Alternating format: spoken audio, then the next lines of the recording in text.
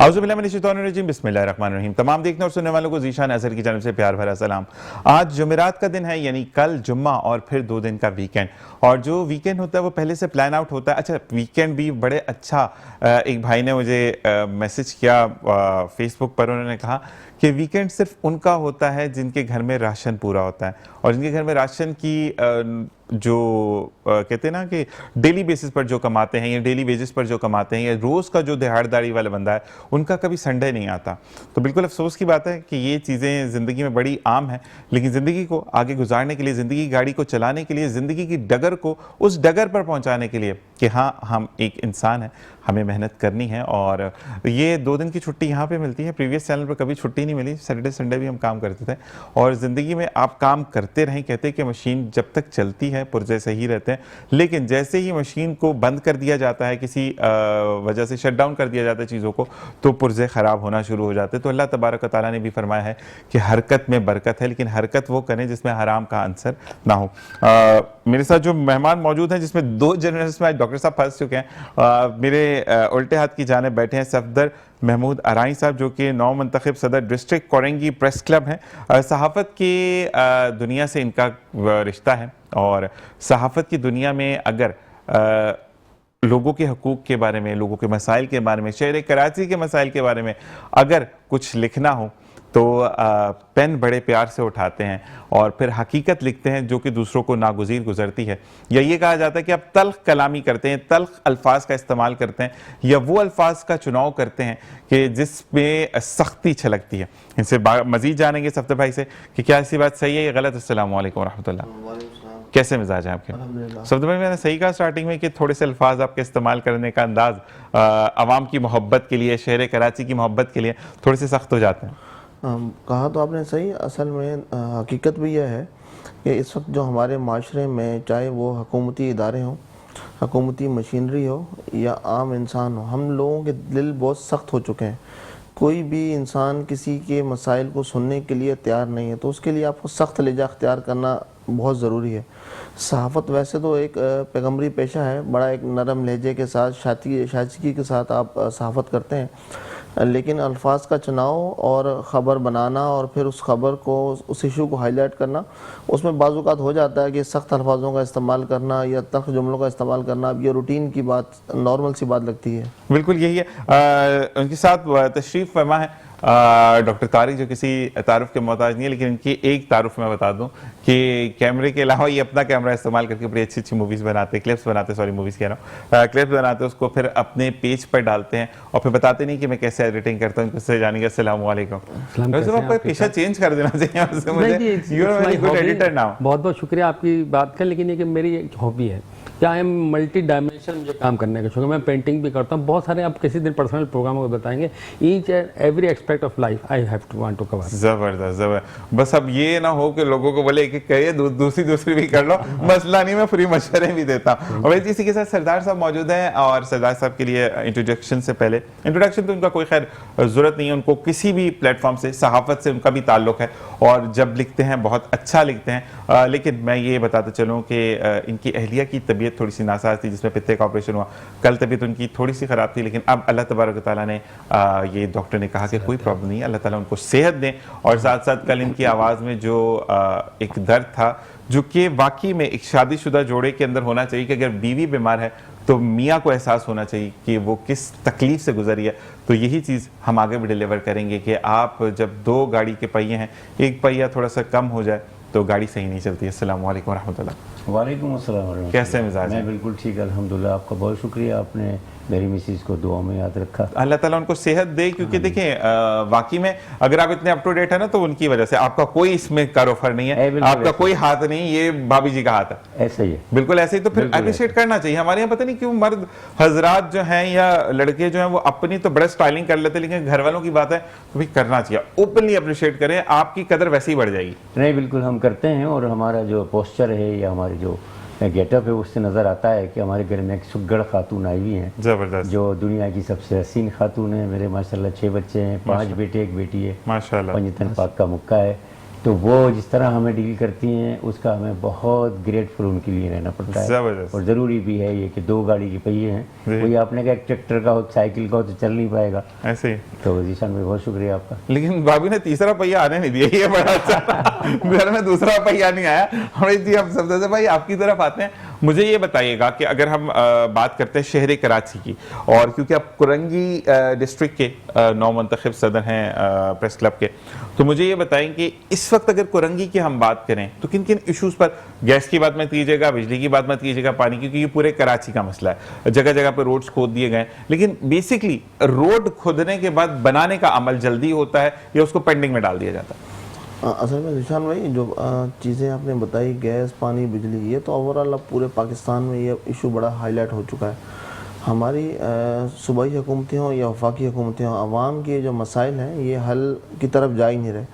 Road Khudna या gas पानी का ना होना अब एक नॉर्मल सी बात है। हर दूसरे दिन आप देखेंगे किसी न किसी गली में, किसी न किसी चौराहे पे, किसी न किसी सरकारी दफ्तर के बाहर जो है आवाम अपने हकूक़ के लिए एहतजाज कर रही होती है, ख्वाह वो पानी का मसला हो, ख्वाह वो गैस का मसला हो, या बिजली की बंदिश हो, या बहुत ज़्यादा ओवर बिलिंग हो। मतलब एक परेशानी से आवाम निकलती ही नहीं है। महंगाई के इस दौर में उसको एक दूसरी दलदल में धकेल दिया जाता है, ख्वाह उसको ओवर बिलिंग की शक्ल में ले लें, गैस की बंदिश की शक्ल में ले लें, या बिजली के जो है पानी की बंदिश की शक्ल में ले लें। तो कोई भी चीज़ ऐसी नहीं है, कोई भी बुनियादी सहूलत ऐसी नहीं है जो टाइम पर आवाम को डिलीवर की जा रही हो। तो ये तो चीज़ें अब रोज़ का मामूल बन गई हैं। अब जो दिहाड़ीदार मजदूर या जो डेली वेजेस पर काम करने वाले लोग हैं, आप बिलीव करें कि वो इन चीज़ों को अब आहिस्ता आहिस्ता तर्क करते जा रहे हैं। एक शख्स से कल मेरी बात हो रही थी एक फैक्ट्री के बाहर, तो उसने कहा कि अब मैं घर जाता हूँ तो मुझे इसकी परवाह नहीं होती कि मेरे घर पे लाइट है या नहीं है, पानी है या नहीं है, खाना मैं बाहर से लेकर जाता हूँ, खाना खाते हैं, हम सो जाते हैं और सुबह उठ के मैं दोबारा फैक्ट्री आ जाता हूँ और मेरे बच्चे उसी तरह जो है वो एक गुर्बत की ज़िंदगी गुजार रहे हैं। अब इन चीज़ों से मुझे कोई फ़र्क नहीं पड़ रहा कि लाइट आ रही है, जा रही है, पानी है, गैस है या नहीं है। तो इस हद तक ये लोग जो बिल्कुल निचले तबके के लोग हैं वो इस हद तक ज़िंदगी गुजारने पर मजबूर हो गए हैं। बिल्कुल। अच्छा, दूसरी चीज़ ये है कि मैं एक बात बोलूँगा, बीइंग अ सहाफ़त ये चीज़ होती है ना, कलम जिससे हम लिखते हैं, आप किसी चीज़ से नहीं डरते, हम भी कहते हैं कि हम लिखते हैं, लेकिन के इलेक्ट्रिक से हम क्यों डरते हैं? मतलब के इलेक्ट्रिक पे हम बात क्यों नहीं करते, या के इलेक्ट्रिक की हम बात करते तो के इलेक्ट्रिक सुनता क्यों नहीं है? नहीं, मैं आपकी बात नहीं कर रहा, मैं ओवरऑल बात कर रहा हूं कि हुकूमती सतह पर भी अगर हम देखें तो हम गैस को, महकमे को हम बात करते हैं, सुई सदरन गैस जो है, क्योंकि गवर्नमेंट का इदारा वो सुनते भी है, लेकिन के इलेक्ट्रिक तो जो उसने कह दिया वो कर दिया। क्योंकि खातून की कल वीडियो भी आपने वायरल देखी होगी जिन्होंने वाकई में बाकायदा गलत अल्फाज इस्तेमाल, 6,75,000 का बिल देने का, कहते 60,000 रुपए केस दो, वरना उसने कहा ऐसी वैसी। असल में देखिए ये सब कुछ डिपेंड करता है हमारी हुकूमती पॉलिसियों की वजह से। के इलेक्ट्रिक प्राइवेट इदारा है, लेकिन हमारे हुकूमत में मौजूद चंद वज़रा, वज़ीर या मुशीर या जो ऊपर के जो लोग हैं वो के इलेक्ट्रिक की जो माफियाज़ हैं, मैं माफियाज़ कहूँगा, ये कोई इदारा है नहीं, उसको सपोर्ट करते हैं। जिस दिन हमारी हुकूमत या हमारे इदारों ने ये चीज़ की ठान ली कि के इलेक्ट्रिक जो आवाम के साथ ज़्यादती कर रही है इसको रोकना है या और बिलिंग को रोकना है। ईवानों में तो आपने आवाज़ उठती देखी होगी, लेकिन वो एक मखसूस वक्त तक होती है, वो थोड़े दिन वो आवाज़ उठाते हैं, वो बंद हो जाते हैं। मैं, आप, दीगर जर्नलिस्ट इसके ऊपर आवाज़ उठाते हैं, टीवी चैनल्स पे ख़बर चलती है, वो भी एक मखसूस वक्त के लिए होती है, मखसूस टाइम के लिए होती है, बाद में वो भी ख़त्म कर दी जाती है। तो मैं अगर ये कहूँ कि के इलेक्ट्रिक के अंदर मौजूद माफिया मीडिया को कंट्रोल करने या मीडिया को दबाने के लिए हर मुमकिन कोशिश करता है तो गलत नहीं होगा।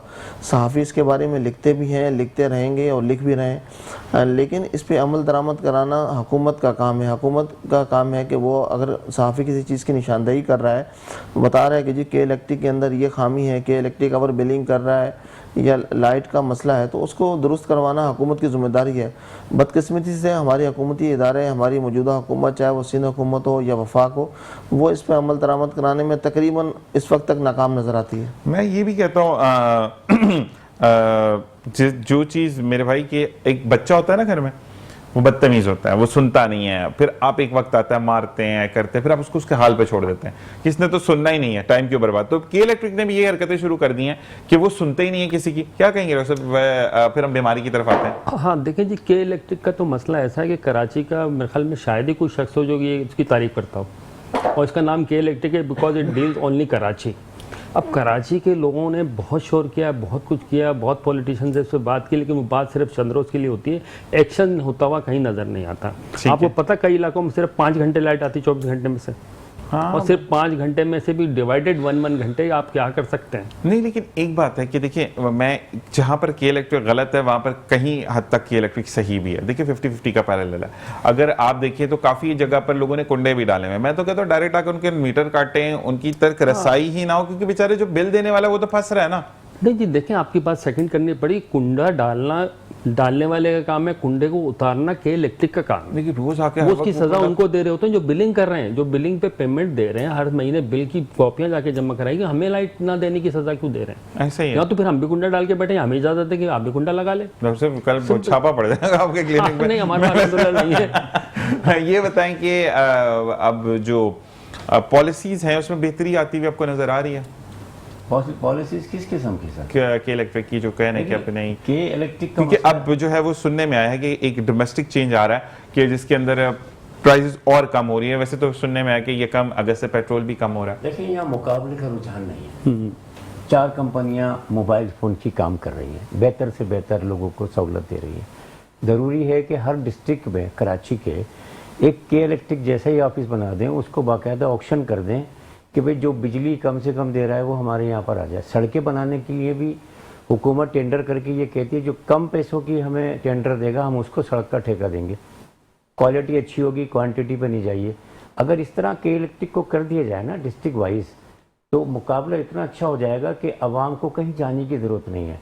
अब आप अगर कंप्लेन करते हैं तो आपके पैसे चार्ज होते हैं, उसके बाद मोबाइल में से बैलेंस ख़त्म, वो लड़की आती ही नहीं है। होल्ड कीजिए, उसके बाद मसरूफ़ हैं तमाम लाइनें। किनके साथ मसरूफ़ हैं? शिकायतें ज़्यादा हैं इसलिए मसरूफ़। अच्छा, लेकिन एक मैंने बड़ा अच्छा पढ़ा था फनी सा सरदार साहब, देखिए जहाँ पे सख्त बातें कि अब इनको चाहिए कि ना वो बोले इस वक्त तमाम ऑपरेटर्स बिजी हैं, आइए हम ढम शराट खेलते हैं।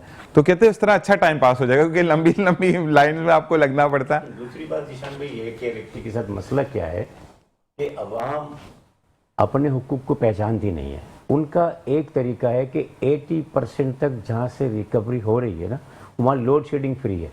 कराची के 80% इलाके ऐसे हैं जब वो 85-86% दे रहे हैं, पेमेंट्स कर रहे हैं रेगुलरली, लेकिन वहाँ लोड शेडिंग फ्री नहीं है। लोड शेडिंग क्यों हो रही है? आप एक बात नोट कीजिएगा, आप सारे लोग हमारे यहाँ समझदार बैठे हुए हैं, कि ईद के 3 दिनों में बिजली क्यों नहीं जाती है?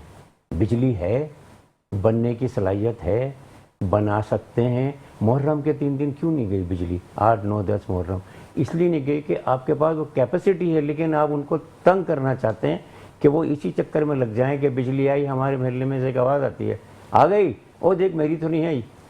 तो इस चक्कर में लगा रखा है, उसको बुनियादी मसाइल उसको देने नहीं है।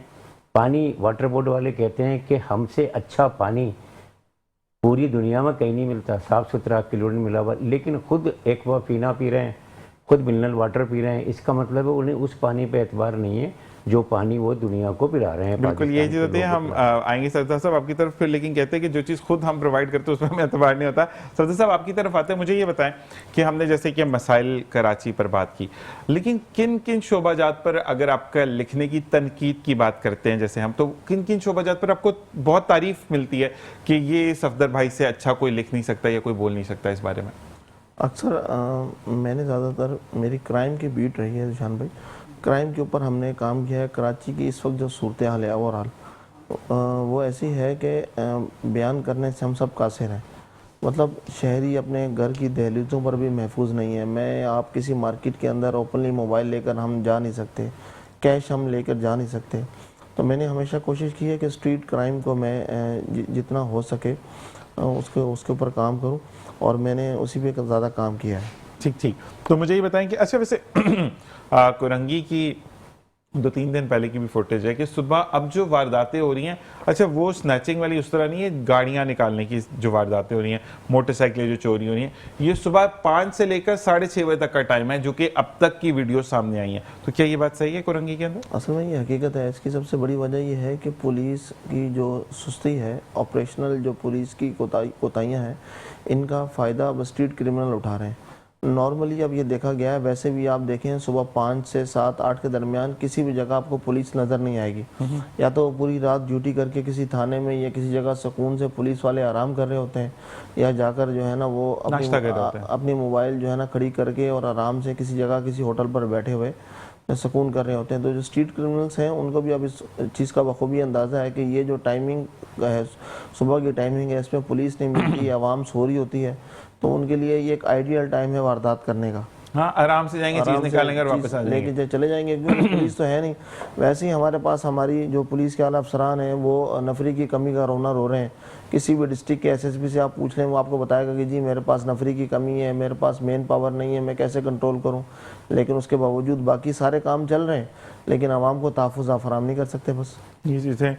और अब डॉक्टर साहब से पूछेंगे कि अब जो हम हेपेटाइटिस की बात करते हैं, लेकिन आजकल शहर कराची में नमूनिया बहुत ज़्यादा फैल रहा है, जो कि कल मेरा हॉस्पिटल जाना हुआ, परसों जाना हुआ सॉरी, तो उसमें अच्छा अब ये नहीं कि पहले कहते हैं ना नमूनिया ठंड की वजह से हो रहा है, अब गर्मी में भी नमूनिया के जो जरासीम है वो फैले हुए हैं, तो उससे बचाव कैसे होगी डॉक्टर तारिक से जानेंगे। ब्रेक के बाद देखते रहिए मुस्कुराती सुबह ज़ीशान अज़हर। और इसी वेलकम बैक। और इसी के साथ साथ जैसे कि मैंने ब्रेक पर जाते जाते कहा था कि हम डॉक्टर तारिक से पूछेंगे कि नमूनिया जो है वो बहुत ज़्यादा फैल गया। डॉक्टर तारिक, मेरा अभी जिना हॉस्पिटल का दौरा हुआ और वहाँ पर मैंने देखा कि अगर 50 मरीज़ हैं तो उसमें 43 लोग जो हैं वो नमूनिया की शिकायत में आए हैं। अच्छा, नमूनिया की शिकायत के बाद चेस्ट पूरा पकड़ा जाता है, पसलियों के अंदर प्रॉब्लम हो रही है, इवन द ब्रीथिंग प्रॉब्लम हो रही है लोगों को, हार्ट बीट बहुत तेज़ हो रही है, और नॉर्मल में जितने भी लोग हैं मेजॉरिटी में मैंने देखा कि बीपी लो का इशू बहुत ज़्यादा और हाई बीट जो है वो हो रही है। तो इससे बचाव किस तरीके से मुमकिन है? हाँ देखिए, बहुत अच्छी बात है कि ये सीज़न देखा जाए तो हम इसको मलेरिया का सीज़न नहीं कह सकते कि इसमें ज़्यादा हो जाता है, बट देखें मलेरिया का नमूने की बहुत सारी किस्में हमें एक जो सबसे ज़्यादा कॉमन 90% जो नमूनियों को बियर करती है स्टेफ ऑरियस करता है। लेकिन देखें अब वो चीज़ बहुत रेयर हो गई है कि बहुत सारी किस्मों के नमूनिया होते हैं, बहुत रेयर होते हैं। क्लेप्सिलिया नमूनिया, वायरल नमूनिया, मतलब ये हम इसको कैटेगराइज करते जाएँ तो सबसे ज़्यादा कॉमन बैक्टीरियल नमूनिया होता है, लेकिन वो उम्मीदन कोल्ड वेदर में फैलता है। सही। तो अब ये चीज़ डिस्टिंग्विशन ख़त्म हो गई है कि आपको नमूनिया सिर्फ सर्दियों में होगा। सही। अब आजकल जो है वायरल इन्फेक्शन हुआ, वो प्रोग्रेस कर गया, उसके बाद बैक्टीरियल इन्फेक्शन मिला, लीड्स टू नमूनिया। तो सिम्टम्स लाइक नमूनिया हो जाएंगे, हम उसको लेबल भी करेंगे, लेकिन उस वक्त करेंगे जब उसकी सारी की सारी कंप्लेंट नमूनिया वाली हो जाएंगी। ठीक है। तब हम उसको डायग्नोज कर सकते हैं कि नमूनिया, but we have to treat it. Reason तो हम बाद में देखेंगे, we have to treat it. अब इसकी प्रिवेंशन ये है कि आपको मामूली सा इन्फेक्शन होता है बच्चों में ख़ास तौर पे, हम उस इन्फेक्शन को ट्रीट करें बनिस्बत स्टोर से लेके गोलियां खा लें। सही। तो अगर मामूली सा इन्फेक्शन है, वायरली होता है, बिगड़ के बैक्टीरियल के साथ मिलकर नमूनिया में कन्वर्ट होता है, तो सबसे पहले प्रिकॉशन आप इसका यही करेंगे कि मामूली गले खराब को हल्का ना लें।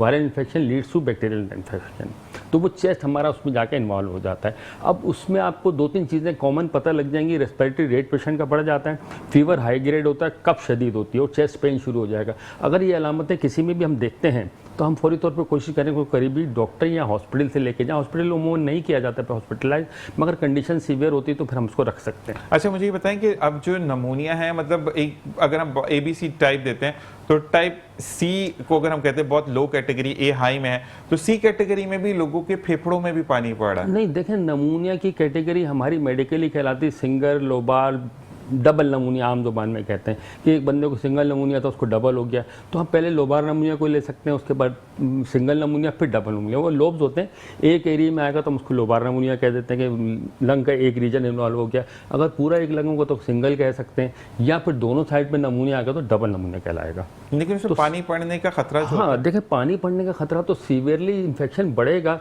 तो लंग पंक्चर हो जाता है। तो वो लंग पंक्चर होने के बाद उसको जो हमारे लंग्स और फेफड़ों की दीवार के दरमियान जो जगह होती है उसको हम प्लूरल स्पेस कहते हैं।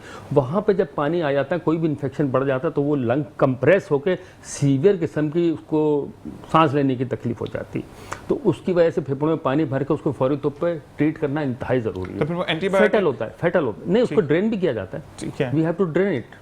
नहीं मतलब वो क्या ट्यूब के जरिए करते हैं? नहीं, वो हम चेस्ट ट्यूब लगाते हैं कि किस एरिया में, अपर एरिया में तो इधर चेस्ट ट्यूब लगती है, नीचे वाले एरिया में इधर लगाई जाती है। लेकिन इट इज़ वेरी रेयर होता है कि अगर नमूनिया इतना ज़्यादा हो जाए। वो टोटली डिपेंड करता है पेशेंट की ट्रीटमेंट पर। हाँ, बस वो आजकल एक वो ब्लू से पत्ते में सफ़ेद सी गोलियां ना खाएं, डॉक्टर को जाके दिखाएं। डॉक्टर भी अच्छा, मैं अक्सर ये कहता हूँ कि डॉक्टर चने बेचने के लिए नहीं बनता, डॉक्टर आपको ट्रीट करने के लिए बनता। तो असल में अब जो हमारे कराची का एक बात मुझे बहुत अच्छी लगती है, जो कि मैं हर डिस्ट्रिक्ट के लिए बोलता हूँ कि जैसे पंजाब पंजाब के रोड्स बहुत अच्छे हैं, डेवलपमेंट्स हैं, लेकिन पंजाब के अंदर भी जो गली मोहल्ले में डॉक्टर्स बैठते हैं उनकी फीसें ज़्यादा, लेकिन कराची में कम है, और कराची में आपको मिल जाती हैं चीज़ें। तो आप देखें जी, दोबारा सदर साहब आपकी तरफ आते हैं, मुझे ये बताएं कि अगर हम बात कर रहे हैं आजकल कि आपसे कोई अब रास्ता भी पूछने आता है ना कुरंगी की, अगर हम बात करें तो कुरंगी में अभी भी कदरे कीमतें बेहतर हैं। आप अगर रेंट के हवाले से चले जाएं, आप चीज़ों के, अभी तक कुरंगी में मैं, मेरा एक दो ऑफिस में कोलीग काम करता है, वो ये कहता है कि अभी भी 20 रुपए के चिप्स मिल जाते हैं, जबकि आम जगह पर 50 से कम की फ्रेंच फ्राइज नहीं मिलती है। तो मतलब एक गरीब का बच्चा भी फ्रेंच फ्राइज खा सकता है, क्योंकि घर में आप कहते हैं ना 200 किलो बना लें, लेकिन जो बाहर 5 रुपए की भी मिलेगी ना, उसका क्रस्ट डिफरेंट होता है।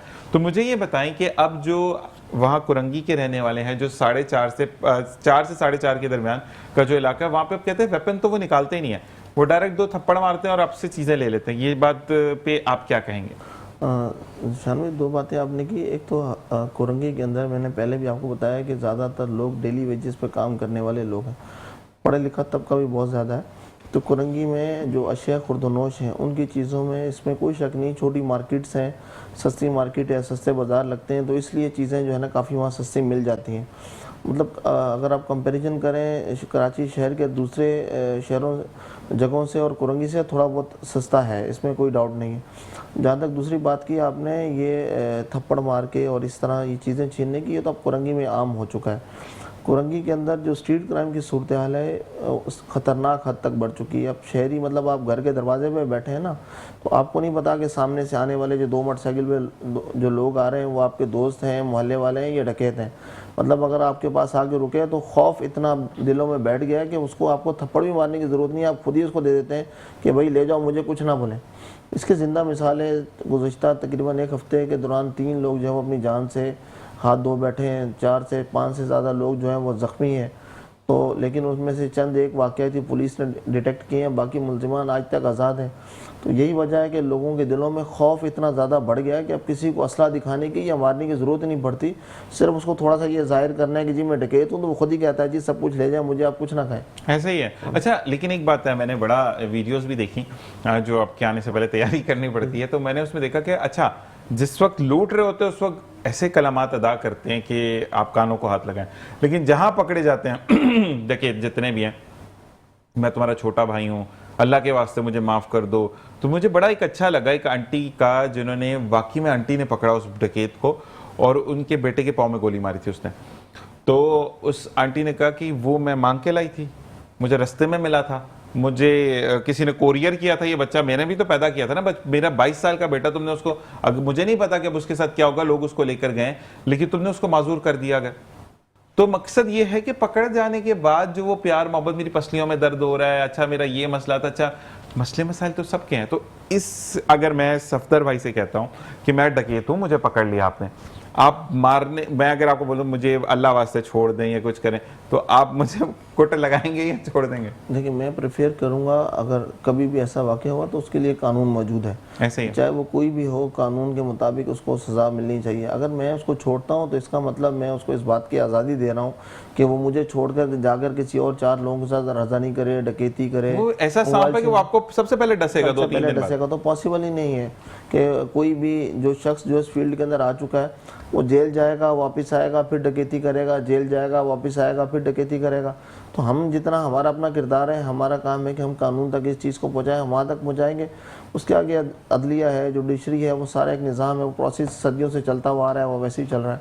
और बाकी ये है कि मैं ऑनेस्टली लोगों की भी तर्जुमानी करूंगा कि जो लुटता है और वो पकड़ लेता, तो फिर सबसे पहले उसका होता है कि मैं हाथ साफ करूं, क्योंकि मसला ये है कि आपके साथ भी बदतमीजी हुई हुई होती है। मैं ये जरूर कहता हूं कि देखें, इतना मारें कि वो सस्टेन कर जाए, इतना ना मारें, क्योंकि वो भी देखिए गोली मारते हुए देखते नहीं है, लेकिन आप अपने जो हाथ हैं वो गंदे ना करें, आप कानून का सहारा लें। और कानून वाकई में अब सुनवाई हो रही है, और ये चीज़ें मैंने देखी, जहाँ पे गलत थे वहाँ पे हम बात करते थे, लेकिन अब जितने भी पढ़ा लिखा तबका आया है, जितने पढ़े लिखे लड़के आए हैं, और मैं ये ज़रूर कहूँगा कि आज से 3 साल पहले मैंने देखा कि नॉर्मल उम्र के बंदे थे, कोई जवान बंदा नहीं था, वो जैसे उसने देखा कि गाड़ी में लूटो मार हो रही है, लूट रहे हैं वो उसी वक्त आगे गया और साइड होकर वो उसको भी गोली मार सकते थे। तो मैंने ये उन भाई का, मुझे नाम नहीं पता, एक हेल्दी से थे और ये काला पुल की साइड पे, तो मैं ये जरूर कहता हूँ कि आपको अप्रिशिएट भी करना चाहिए। रोहित तारिक, अब कौन कौन सी टाइप्स आ चुकी हैं हेपेटाइटिस की? हाँ जी, देखें बड़ा वैलिड क्वेश्चन है। अभी थोड़े दिन पहले हेपेटाइटिस डे भी मनाया गया वर्ल्ड ओवर। हेपेटाइटिस एक ऐसी बीमारी है जिसको लोगों ने कुछ समझा है, कुछ नहीं समझा। इसकी अमूमन 4 टाइप्स होती हैं, ए बी सी डी।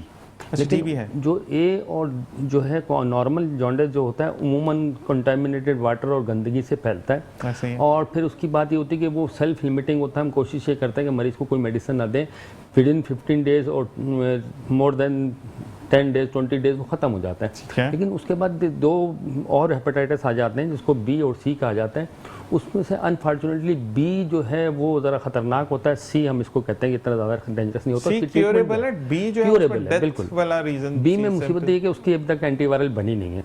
लेकिन सी अगर किसी को होता तो उसकी हम ट्रीटमेंट कर सकते हैं, लेकिन सी की वैक्सीन नहीं है, बी की वैक्सीन मौजूद है। अच्छा, ओके। दोनों में एक एडवांटेज है कि एक की वैक्सीन मौजूद है, आप वैक्सीनेट हो सकते हैं, दूसरी की वैक्सीन नहीं है लेकिन उसकी ट्रीटमेंट मौजूद है। नहीं, अगर वैक्सीनेट होते हैं हम बी पे तो क्या वो बीमारी खत्म हो जाती है? हाँ, देखिए वैक्सीनेशन बहुत अच्छा इसका रिजल्ट है। बहुत अच्छी वैक्सीनेशन लोगों ने करवाई भी और हम इसको मजीद रिकमेंड करते हैं। गवर्नमेंट के प्रोग्राम में भी शामिल रह चुकी है। देखिए अगर आप वैक्सीनेटेड हैं किसी भी बीमारी से तो आपको बहुत ज़्यादा अच्छी प्रोटेक्शन मिल जाती है, क्योंकि हमारी बॉडी इसी चीज़ पे चलती है कि हमें कोई बॉडी का पहले ही पता हो हमें बॉडी को कि जरासीम आएगा और हम पे अटैक करेगा, हमारी बॉडी उसके अगेंस्ट तैयार हो जाती है, तो वो बीमारी आने के चांसेस बहुत कम हो जाते हैं। लेकिन अगर किसी को सी है तो वो कम से कम 6 महीने की टैबलेट्स वगैरह लेनी पड़ती हैं, वो क्योरेबल है। ठीक है। लेकिन हम इसको अब आप कहेंगे इलाज क्यों करवाया जाए, जाहिर सी बात है आदमी बिल्कुल ठीक है, हट्टा कट्टा कुछ उसको नज़र नहीं आ रहा, तो हमारे यहाँ सबसे पहले स्क्रीनिंग ज़रूरी है। हम इसके ऊपर स्क्रीनिंग करवाएं कि आपको है या नहीं है। अगर नहीं है शुक्र अदा करें और वैक्सीनेटेड हो जाए। अच्छा, लेकिन मैंने ये सुना, अच्छा डी वाला जो है उसका थोड़ा सा बताएगा। डी भी ए से मिलता जुलता है। अच्छा, इसे हाँ, उसका अच्छा, इतना लेकिन ज़्यादा मैंने मसला ये पढ़ा है कि आपके अंदर मौजूद होते हैं जरासीम हेपेटाइटिस के, एक्टिव और इनएक्टिव होते हैं। इनएक्टिव होते हैं, जब वो एक्टिव होते हैं तो आपको दवाइयों से उनको डेड करना होता है, मतलब, लेकिन खत्म नहीं कर सकते क्योंकि खत्म करना भी इटसेल्फ एक बीमारी है। तो मुझे ये बताएं कि कहते हैं कि अगर आपको सी हेपेटाइटिस हो जाता है तो आपका लिवर जो है यानी जिगर जो है वो बहुत ज़्यादा अफेक्ट करता है। जी हाँ, मैं इसी की तरफ आ रहा था। देखिए 3-4 चीज़ें इसके अंदर मिक्स हो जाती हैं, हेपेटाइटिस ए, बी और सी, और साथ में फैटी लीवर। तो ये अगर आप किसी को हेपेटाइटिस हो चुका है, उसको पता नहीं है, वो ऐसा ही चल रहा है, तो उसका आहिस्ता तब जो भी कुछ है, वायरस ए है, बी है, वो उसको कुछ ना कुछ तो नुकसान पहुंचाएगा ना। क्या करेगा, अंदर बैठेगा तो नहीं। अब वो आगे चल के लीड्स टुवर्ड कैंसर। और इसकी मजीद बहुत सारी कॉम्प्लिकेशंस होती हैं। सिरोसिस हो जाता है, लीवर एब्सेस हो जाता है, लीवर बड़ा हो जाता है, फैटी लीवर के चांसेस बहुत ज़्यादा बढ़ जाते हैं। तो कोशिश ये किया जाए कि अगर किसी को शक है, पहले आप उसको स्क्रीनिंग करवाएं। स्क्रीनिंग में अगर आपको कोई डायग्नोस होता है, आप उसकी एहतियात करें बहुत ज़्यादा। और तीसरी चीज़ ये कि वैक्सीनेटेड हो। जबरदस्त। सरदार साहब, आपकी तरफ आते हैं, आप भी सहाफत से ताल्लुक रखते हैं। एक बड़ा ऑड सा क्वेश्चन करने लगा विद सॉरी, कि आप जब बहुत अच्छा लिखते हैं, बहुत अच्छे लोग आपके गर्विदा होते हैं आपकी लिखने के, जैसे कि दुनिया से चले गए मरहूम आमिर लियाकत साहब, लेकिन उनका एक कॉलम आता था लाउड स्पीकर के नाम से, जो कि लोग बड़ा पसंद करते थे पढ़ना। तो मुझे बताएं कि कभी ऐसा हुआ कि आपको किसी ने कुछ भी बोला हो कि सरदार साहब इस पर आपने मुझे लिख कर देना, कभी ऐसा हुआ लाइफ में? जी बहुत शुक्रिया। ये मेरे साथ होता है। मैं पेड कंटेंट राइटर भी हूँ, माशाल्लाह। लोगों के लिए लिखता हूँ और है। उससे ही ज़रिया आमदनी भी मेरा होता है। ठीक है। और एक नहीं है, बहुत सारे लोग हैं जो अभी 14 अगस्त आ रही है, तैयारियाँ अभी से कर ली हैं कि उनके लिए आर्टिकल्स लिखने हैं, उनके लिए जो चीज़ें लिखनी है। इसी तरीके से हर इवेंट पे और हर महीने कोई ना कोई इवेंट तो होता ही है।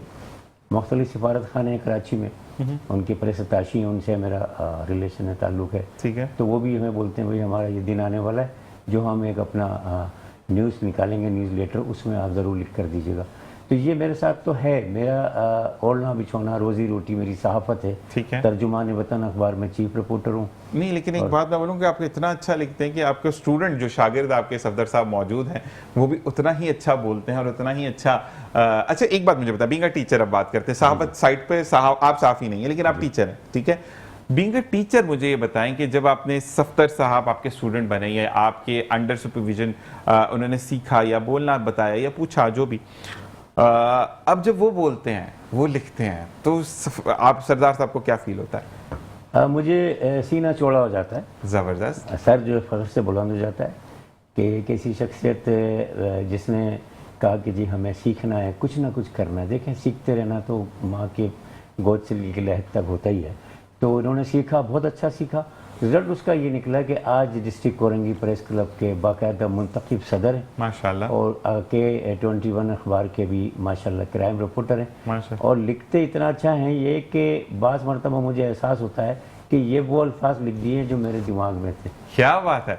अच्छा असद साहब, आपसे पूछते हैं, बीइंग अ टीचर ये कैसे थे? मतलब मेरे साथ तो बहुत अच्छे रहे, इवन दो मैं फिर इस बात को रिपीट करूंगा कि मुझे इंजेक्शन लगा हुआ था उस दिन, मैंने इनसे तल्ख कलामी की थी और उसके बाद भी इन्होंने मोहब्बत निछावर की, जो कि मैंने लास्ट प्रोग्राम में बताया था। तो मुझे ये बताएं कि बीइंग अ टीचर, क्योंकि टीचर का ऑरा बहुत डिफरेंट होता है, तो ये सख्त थे या कहते थे अच्छा चलो यार मैं बता दूंगा, गलत ही लिखो लिखो सही? बिल्कुल। साबिर भाई मेरे उस्तादों में से हैं, अल्लाह पाक हमेशा इनको सेहत और तंदुरुस्ती वाली ज़िंदगी दे। हम सहाफ़त का जो पेशा है ये तो हमेशा सीखने के मराइल से आज भी हम सीख ही रहे हैं, ऐसा ही है। कभी हम मुकम्मल हो नहीं सकते। तो हमने अपने इब्तदाई दौर में साबिर भाई से बहुत कुछ सीखा। कुछ ऐसी चीज़ें कभी कभार साबिर भाई हमें कहते थे यार ख़बर बना के बताओ कैसे बनती है, तो हम उसको एक दफ़ा रिपीट करते थे, 2 दफ़ा रिपीट करते थे, 3 दफ़ा रिपीट करते थे, फिर ये हमें बताते थे कि यार इसके अंदर ये मिस्टेक है, इसको ऐसे करो। तो हमने अपने सहाफ़त के इब्तदाई दौर में साबिर भाई से जो चीज़ें सीखी आज अल्हम्दुलिल्लाह वो हमें बहुत काम आती हैं। हमें फ़ख्र होता है कि एक कंप्लीट उस्ताद, एक अच्छा सिखाने वाला हमारे साथ था, जिसकी वजह से अल्हम्दुलिल्लाह आज हम एक अच्छे मुकाम पर हैं। और मुझे ये भी एक चीज़ होती है कि इंस्टीट्यूट अच्छा होना तो बंदा प्रोडक्ट अच्छी सामने मार्केट में आती है। और एक जगह पर मुझे ये कहा गया कि अल्फाज को ना तोड़ना और जोड़ना वो बड़ा डिफरेंट होता है। मैं एक जगह पे कोहोस्ट था, तो मैंने कहा सबसे बड़ा क्रेडिट जाता है रेडियो पाकिस्तान को, जो रेडियो पाकिस्तान और पीटीवी जिसने कर लिया अल्फाज का चुनाव, अल्फाज की अदायगी और उतार चढ़ाव जो है वो बड़ा बेहतरीन अंदाज में बताते हैं। और इसी के साथ साथ बार बार मेरे प्रोड्यूसर साहब कह रहे हैं ब्रेक, तो हम चलते हैं ब्रेक की तरफ, वापस आएंगे और मजीद बात करेंगे। देखते रहिए मुस्कुराते सुबह पर ज़ीशान अज़हर। क्या बात है। और जनाब बड़ी अच्छी सी खबर भी मुझे कान में मिली है कि हमारे जो आसिफ भाई हैं उन्होंने एक और कारोबार शुरू किया, वो अशिया खुर्दोनोश की फराहमी शुरू कर रहे हैं। तो मैं ज़रूर आपको विश बेस्ट ऑफ लक कहूँगा। कहते हैं हमने बहुत सी चीज़ें बेच ली, तो माशाल्लाह अब मैं आपको बताऊँगा कि कैसे बेची जाती हैं। और जी हम दोबारा सफदर साहब की तरफ आते हैं। सफदर साहब ये बताएं कि सहाफ़त इटसेल्फ आपका पेशा है, लेकिन नॉर्मल ज़िंदगी में किस तरीके का लाइफस्टाइल गुजारना पसंद करते हैं? मतलब जिम जाते हैं, क्रिकेट खेलते हैं, ये बोलता टाइम ही नहीं मिलता? असल में जब से शोबा सहाफ़त से वाबस्तगी हुई है, इसके साथ साथ बिल्कुल अब फैमिली को टाइम दे लें तो बहुत ज़्यादा टिपिकल हो जाता है। फिर सहाफ़त के साथ सहाफ़त की सियासत के अंदर हम आ गए, प्रेस क्लब की सियासत है या यूजेस की या यूनियंस की, तो बड़ा टाइम शॉर्ट हो जाता है। कोशिश करते हैं कि जो अपने लिए तो अब टाइम बचता ही नहीं है, या कोई वाक़या हो जाए या किसी खबर की तलाश में या ऑफिस की तरफ से कोई असाइनमेंट हो जाए तो दिन उसी में गुजर जाता है, पता ही नहीं चलता टाइम का। सुबह कब होती है, शाम, और दूसरे दिन फिर सुबह से दोबारा काम पे सुबह बहुत जल्दी हो जाती है वैसे, ये तो मैंने देखा है, बंदा सोता है आंखें बंद करता है, कोई सुबह हो गई। अच्छा मुझे बताएं कि सफदर साहब एक चीज़ की कुरंगी के आप डिस्ट्रिक्ट कुरंगी के प्रेस क्लब के आप नौमंतखब सदर हैं, तो मुझे ये बताएं कि कुरंगी के अंदर रोड एक्सीडेंट्स बहुत हैं। आप देखिए डंपर माफिया का भी बहुत ज़्यादा जो हाथ रहा वो कुरंगी के ही लोगों पर बहुत ज़्यादा, बाइकर हजरात को मार दिया, हिट कर दिया, या ख़वातीन को जो कुचला गया या बच्चों को जो कुचला गया। तो इस हवाले से अगर हम आपकी पैरेलल एक लाइन आपसे मानते हैं या पूछते हैं तो वो क्या होगी कि क्यों वाक़यात वहाँ पर ज़्यादा क्यों कंट्रोल नहीं हो रहे? असल में इन सब की बड़ी वजह है ट्रैफिक रूल्स का फॉलो ना करना। अच्छा मैंने एक जगह पे पढ़ा था विद सॉरी कि वहाँ पे रोड चौड़ा इस वजह से हादसा होते हैं। आगे आप कंटिन्यू करें। नहीं, अगर ट्रैफिक रूल्स चाहे मैं हूँ, आप हों या कोई भी हो, ट्रैफिक रूल्स जो बनाए गए हैं लिटरली अगर हम इनको प्रॉपर फॉलो करें तो शायद ये एक्सीडेंट ना हो। सही। रोड्स तो बड़े हैं ठीक है, लेकिन बाज़ औक़ात ट्रैफिक पुलिस की भी कोताहियाँ हैं, सिग्नल्स नहीं है, स्पीड ब्रेकर नहीं है रोडों पे। लेकिन जो ज़्यादातर एक्सीडेंट की जो वजूहत हैं वो ट्रैफिक रूल्स का फॉलो ना करना है। अगर आवाम जो है एक आम शहरी प्रॉपर तरीके से ट्रैफिक रूल्स को अगर फॉलो करे तो बड़ा फ़र्क पड़ेगा, इन एक्सीडेंट्स के अंदर जो है ना वो बड़ी कमी आएगी। दूसरा, जो गैर तरबियत याफ्ता ड्राइवर्स हैं उनको जो है ना जब आप गाड़ियाँ दे देते हैं, मालिकान डंपर दे देते हैं, या जिनके पास लाइसेंस नहीं है वो गाड़ियाँ चलाते हैं, तो वो भी हादसात का बाइस बनता है। अगर उस पर कंट्रोल किया जाए और ट्रैफिक रूल्स को फॉलो किया जाए तो काफ़ी जो है ना वो बेहतरी आएगी उसमें। ठीक है। और मुझे ये बताएं कि जो एक्सक्यूज़ लेम एक्सक्यूज़ दिए जाते हैं कि रोड चौड़ा है और मतलब आपको खुद ध्यान देना चाहिए क्योंकि डंपर माफिया नहीं सुनता, और डंपर वाले के भी 2-3 के बयान सुने कि वो तो चला गया आप ट्रैफिक जाने दें, तो ये तो बड़ा मुझे अजीब सा लगा था बयान खैर उनका, तो इस बारे में आप क्या कहेंगे? और देखिए जो डंपर्स माफिया जिनको हम कहते हैं, इस डंपर्स का कराची की तामीर के अंदर एक बड़ा किरदार है। कंस्ट्रक्शन के काम में ये डंपर्स बहुत ज़्यादा यूज़ होते हैं। एक नेगेटिव पहलू है, एक पॉजिटिव पहलू भी है इसका। लेकिन मैं फिर आपसे वही बात कहूँगा कि गैर तरबियत याफ्ता जो ड्राइवर्स हैं इनके, वो इन हादसात का बायस बनते हैं। अगर ये जो इन डंपर्स के जो मालिकान हैं, इनकी जो एसोसिएशंस हैं, इस पर लास्ट जो है ना 1-2 मीटिंग्स हुई थी कराची पुलिस ऑफिस में, इत्तफाक से मैंने भी उसमें शिरकत की थी। तो उसमें भी इसी बात पे जोर दिया गया था ट्रैफिक पुलिस की तरफ से और ऑपरेशनल पुलिस की तरफ से कि जो डंपर्स के ऊपर जो ड्राइवर हैं, कम से कम वो इतना तरबियत याफ्ता हो कि उसको पता हो कि यार उसने जो रश वाला रोड है उस पर किस तरीके से इस गाड़ी को चलाना है। ऐसे ही है। और अगर ट्रैफिक पुलिस सिर्फ इतना ही इस पर काबू पा ले कि जो ड्राइवर है, डंपर ड्राइवर है, उसको रोक के इतना ही चेक कर ले, उसको कोई ऐसा पैरामीटर सेट किए जाएंगे यार ये जो चला रहा है डंपर, ये ड्राइवर है या नहीं है, तो उससे भी बड़ा फ़र्क पड़ेगा हादसात के ऊपर। ठीक है। और ओवर स्पीडिंग जो करते हैं, अक्सर मैंने देखा है कि आप शारा फैसल पर भी देखें तो, क्योंकि टैंकर को आप नहीं रोक सकते, टैंकर तो हर वक्त अवेलेबल आपको चाहिए, तो टैंकर वाले जब खाली टैंकर होता है तो उसको इतना भगा रहे होते हैं कि थोड़ी देर बाद ये बड़ा होकर मतलब जहाज बन के उड़ जाएगा। तो उस टाइम पर क्या हमें लाएमल करना चाहिए? हम उनके खिलाफ कंप्लेन कर सकते हैं? बिल्कुल, देखें तेज़ रफ्तारी भी एक हादसात का बायस बनती है।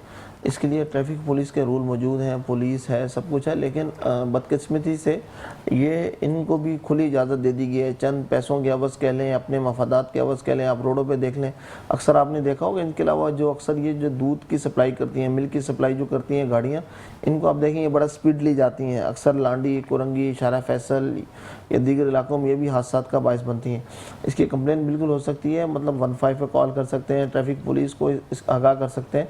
लेकिन इसके लिए तकरीबन हर जगह अब रोड पे पुलिस जो है, जब से नए DIG पीर मोहम्मद शाह ट्रैफिक के अंदर आए, काफ़ी चेंजिंग आ रही है पुलिस, ट्रैफिक पुलिस में ख़ास तौर पे। तो अब तकरीबन पुलिस जो है रोडों पे इन चीज़ को कंट्रोल करने के लिए मौजूद नज़र आती है। और असल में मसला ये वाली चीज़ है कि अक्सर लोग जो है ना वो ट्रैफिक पुलिस को देखकर मुंह ही उस तरफ कर लेते हैं, तो भाई आपका ही सेफ्टी आप चेक करवा लें। जी डॉक्टर साहब, आपकी तरफ आते हैं कि अब क्योंकि टाइम कम है हमारे पास, तो मुझे ये बताएं कि सिम्टम्स क्या हैं अगर हमें नमूनिया है या हमें हेपेटाइटिस है, दोनों के सिम्टम्स बता दें। देखिए सिम्टम तो बहुत ज़्यादा अलार्मिंग हेपेटाइटिस में तो नहीं होते हैं, लेकिन नमूनिया में तो आप जहाँ ये देखें कि बच्चे को फीवर तेज़ हो गया, 4-5 दिन से खांसी परसिस्ट कर रही है और फिर आहिस्ता आहिस्ता उससे सीने में दर्द की शिकायत करना शुरू करती है, तो ये अलार्मिंग सिम्टम्स होते हैं कि अगर उसका रेस्पिरेटरी रेट भी बढ़ गया, वो जल्दी जल्दी इस तरीके से सांस लेना शुरू कर, तो ये तो हो गया हमारा नमूनिया के लिए। अच्छा, एक मुझे तस्हीह करनी थी, मैं रवानी में थोड़ा सा बोल गया ABCD, उसमें E होता है हेपेटाइटिस। ठीक है, तो आपने भी क्वेश्चन सही किया था। हाँ, तो मैं वही कह रहा था, मैंने हो सकता है कोई नया आ गया, कोई मार्केट में असल में डेली नई चीज़ें आ रही हैं। नहीं, मसला ये है कि मैंने एक अच्छा कॉलम भी पढ़ा था, उसके अंदर ये लिखा गया कि बीमारी खुद से नहीं है, अल्लाह तबारक व तआला अलार्म बजा रहा है कि सुधर जाओ मुसलमानों, सुधर जाओ, सही डगर पर चलने लग जाओ। तो वो चीज़ है कि अल्लाह ताला ने फिर हमें उसको नाम देना पड़ता है। इट्सेल्फ बीमारी का तो वो वाली बात है, कोरोना वायरस आ गया, उसको हाइप दी गई, कुछ इलाज लोग मरे भी, जो भी था, लेकिन कुछ लोग जो बेसिकली अब जाकर रिपोर्ट आई है तो लोग बीमारी से नहीं दहशत से मरे कि मुझे कोरोना होगा, क्या होगा क्या होगा क्या, वो सोचते सोचते दुनिया से चले गए। तो बस यही चीज़ है। बिल्कुल जी, हम टूवर्ड्स टू एंड की तरफ है, तो सबसे पहले हम आपसे कमेंट लेंगे कि क्या कहना चाहेंगे जाते जाते देखने वालों के लिए। असल मेरा ये पैगाम है कि हम बैशत पाकिस्तानी और अमन पसंद शहरी होने के नाते हमें कानून की पाबंदी भी करनी चाहिए। जब हम पाबंदी करेंगे, वो घर से शुरू करेंगे, रोड पर हम आएंगे, सिग्नल्स पर रुकेंगे, तो हमारे अंदर एहसास से जिम्मेदारी बढ़ेगा और फिर हमारा पॉजिटिव जो चेहरा है ना वो दुनिया में जाएगा। ज़बरदस्त। और इसी के साथ आप क्या कहेंगे सर में? मैं आपके इस प्रोग्राम के तवज्जुह से पूरे पाकिस्तान की आवाम को, हर शहरी को ये पैगाम देना चाहूँगा कि एक ज़िम्मेदार शहरी होने का सबूत दें। अपने इर्द गिर्द कोई भी ऐसी इनलीगल एक्टिविटीज़ देखें, कोई गलत चीज़ को देखें, उसकी इतला फौरी तौर पर जो है अपने मुतलका थाने या पुलिस को दें, ताकि किसी भी नाखुशगवार वाक़े से जो है वो बचा जा सके। ज़बरदस्त। जी डॉक्टर साहब क्या कहेंगे? जी देखें, अभी आपने थोड़ी देर पहले बड़ी अच्छी बात की थी, उसको थोड़ा सा मैं ऐड करना चाहता हूँ कि खुदारा छोटे बच्चों को बाइक मत दें। Under as driving is very dangerous. बिल्कुल ऐसा ही है। और सिर्फ एक चीज़ आपके लिए सवाल है सरदार साहब कि अगर कोई इल्लीगल एक्टिविटी हो रही है, कोई डंपर बहुत तेज़ी से जा रही है, टैंकर बहुत तेज़ी से जा रहा है, तो क्या हम उसकी तस्वीर खींचकर सोशल मीडिया पर डाल सकते हैं या हम पर केस हो जाएगा? नहीं, ये बिल्कुल कर सकते, क्योंकि वो वायलेशन कर रहा है, ठीक है। ओवर स्पीड जा रहा है और ओवरटेक कर रहा है, लोगों को हिट कर रहा है, तो वो वायलेशन कर रहा है, तो इदारों को बताना जरूरी है। मतलब अब उसके ऊपर कोई हम पे तो कोई बात नहीं नहीं आएगा, आएगा। बिल्कुल। बिल्कुल जनाब, आप तीनों का बहुत बहुत शुक्रिया कि आपने ज्वाइन इन किया। नेक्स्ट हम सेगमेंट में देखेंगे सरवत अस्करी को, कि जो हमें बताएंगी कि हम साउथ सीरियल के साथ कैसे अपनी जिंदगी को आसान बना सकते हैं। और वाकई में साउथ सीरियल जब से मार्केट में इन हुआ है तब से चीज़ें आसान होती चली जानी, कि अगर आप बहुत ज़्यादा मोटापे की तरफ हैं तो आपकी जो मोटापे की प्रॉब्लम है उसको सॉल्व करने के लिए साउथ सीरियल है। और बिल्कुल जी, यहाँ पर मुझे भी ब्रेक का कहा जा रहा है, तो ब्रेक पर जाते जाते सिर्फ एक बात, कि ज़िंदगी में आगे बढ़ने वालों के हेल्पिंग हैंड बने, ना कि उनको तोड़ने वाला बने। क्योंकि जब आप किसी को तोड़ते हैं तो खुदावन ताला आपको तोड़ने वाला वो शख्स बनाता है कि वो आपको वहाँ पर लाकर तोड़ता है कि जहाँ पर ना पानी होता है आपको मैसर, ना हवा होती है, और फिर गिला होता है। और जब हम गिला करते हैं तो फिर उस वक्त याद आता है कि हमने किसी की दिल आज़ारी की थी। तो बस ये चीज़ें याद रखिए कि ज़िंदगी में दिल आज़ारी ना करें, मोहब्बत बांटें। चाहे आपको आजकल की जो आम फहम ज़ुबान है मीठा बोला जाता है, तो आप मीठे बन जाइए, क्योंकि अल्लाह की रज़ा में मीठा बनना भी आपको जन्नत की तरफ लेके जाएगा। मिलते एक ब्रेक के बाद, देखते रहिए मुस्कुराती सुबह विद ज़ीशान अज़हर।